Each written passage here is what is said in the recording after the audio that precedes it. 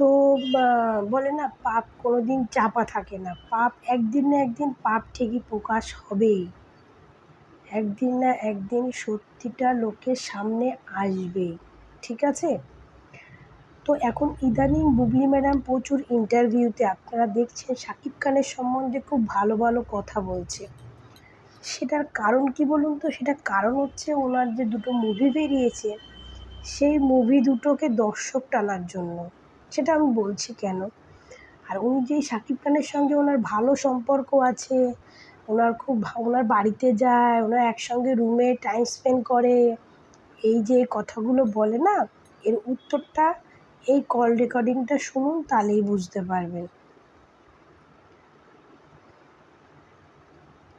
উনি কতটা মিথ্যা কথা বলে। পদে পদে সেটা প্রমাণ হয়ে গেছে। ওটা একটা চক্রের সাথে জড়িত। ও চাইতেছে আমি শেষ, মানে ওই চক্রটা চায় যে শাকিব খান শেষ, মানে বাংলা চলচ্চিত্রই শেষ। এই জন্য তো আঘাত হানতেছে, কত টাকা পেয়ে এমন করতেছে। খালি কি করতে বলেন, এত বছর পর কেন এসে করতেছে? আমার কাছ থেকেও টাকা খাইছে কয়েকদিন আগে 12 লাখ টাকা। আর হোয়ার ইজ স্টুপিড পৃথিবীতে। আর তার আর কি আসে যায়? সে তো নিষ্পাপ না, সে তো ব্ল্যাকমেইলার না। আমি অ্যাজ এ হিউম্যান বিং, একটা মানুষ হিসেবে মানুষের দায়িত্ব নিতে চাই। একসাথে কাজ করলে ভুল ত্রুটি হইতেই পারে বা কিছু একটা। সে একটা চক্রে জুড়েছে। সে প্রথম থেকে, আর ও বুবলি প্রথমেই যখন সিনেমাতে এসছে তখনই প্ল্যান চক্র করেই বুবলি ঢুকেছে। ঠিক আছে? ঢোকার পরে বুবলির প্ল্যানে সাকসেস হয়েছে। তখন শাকিব খান যেভাবেই হোক, তখন শাকিব খানের একটা দূর সময় ছিল, সেই সময় হিসেবে শাকিব খানও তার সঙ্গে মিশে যে বুবলি এরম প্ল্যান করে ফাঁসিয়ে দেবে সেটা বুঝতে পারেনি।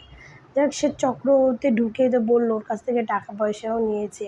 এটা বললো ও তো নিষ্পাপ, কিন্তু বীরের কথাই বললো, ও তো নিষ্পাপ। অ্যাকচুয়ালি বাচ্চারা তো সত্যি নিষ্পাপ, যেভাবেই আসুক, বৈধভাবে আসুক আর অবৈধভাবে আসুক, সেটা তো শাকিব খানেরই বাচ্চা না।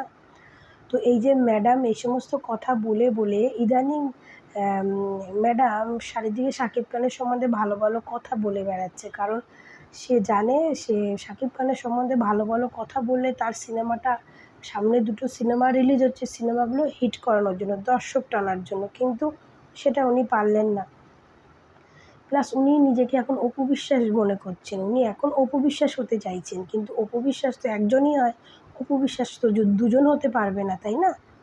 তো উনি এখন যে কোনো জায়গায় গিয়ে অপু বিশ্বাস যেমন কথা বলে, অপু বিশ্বাস যেমন চলাফেরা, অপু বিশ্বাসের ড্রেস কপি করা, সব কিছু উনি এখন করছেন।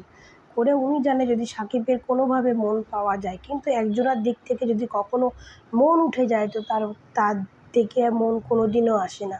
অপু বিশ্বাসকে শাকিব খান ভালোবেসে বিয়ে করেছে, ভালোবাসার ফল হচ্ছে আব্রাহাম খান জয়, তাই না? আর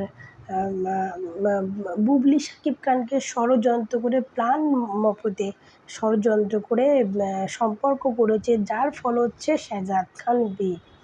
ঠিক আছে? ভালোবাসা আর ষড়যন্ত্রের মধ্যে একটা তফাৎ আছে, সেটা জানেন কি? ভালোবাসার ষড়যন্ত্রের মধ্যে, ষড়যন্ত্র একটা সময় জীবন থেকে মুছে যায়, কিন্তু ভালোবাসাটা না অনেকবার চলে যায়, আবার কিন্তু ফিরে আসে। সত্যিকারের ভালোবাসা বলে না বারবার যাবে, বারবার আসবে, কিন্তু প্ল্যান করে কোনো কিছু করা, ষড়যন্ত্র করাটা কিন্তু কোনো দিনও থাকে না। সেটা কিন্তু পদে পদে বুবলি ম্যাডাম প্রমাণ পেয়ে গেছে। আর বুবলি ম্যাডাম যে শাকিব খানের সম্বন্ধে ভালো ভালো কথা বলে বেড়াচ্ছে, তার কারণ হচ্ছে তার হল সিনেমায় দর্শক টানার জন্য।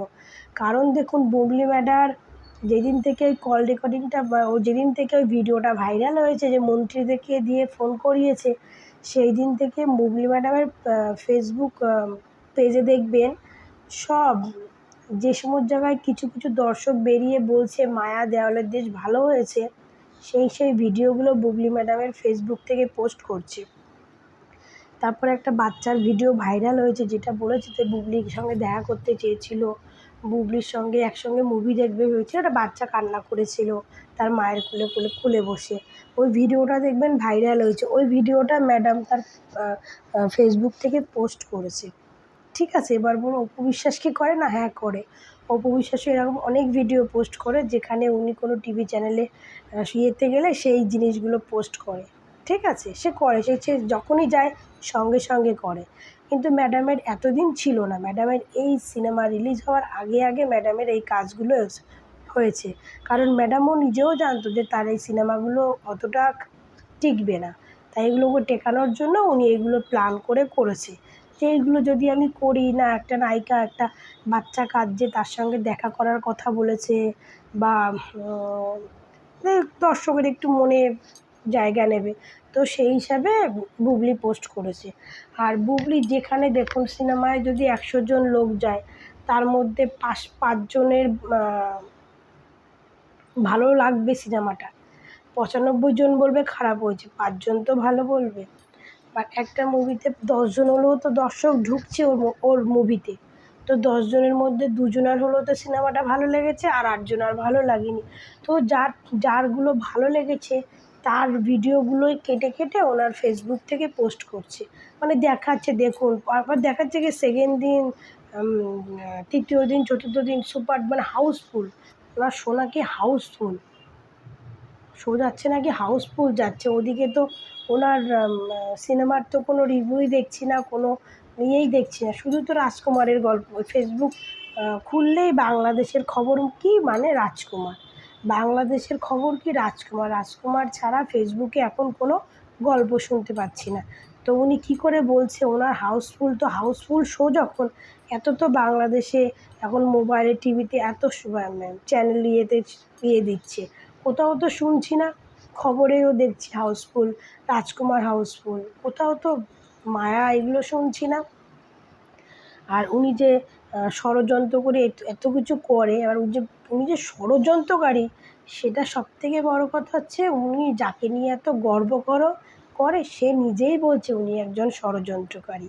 কিন্তু বুবলি বীর হচ্ছে, সে যেভাবে বীর হচ্ছে নিষ্পাপ, বীর হচ্ছে নিষ্পাপ, আর বীর যেভাবেই আসুক, বীর তার সন্তান, বীরের জন্য শাকিব খানের যতটুকু করা সে করছে।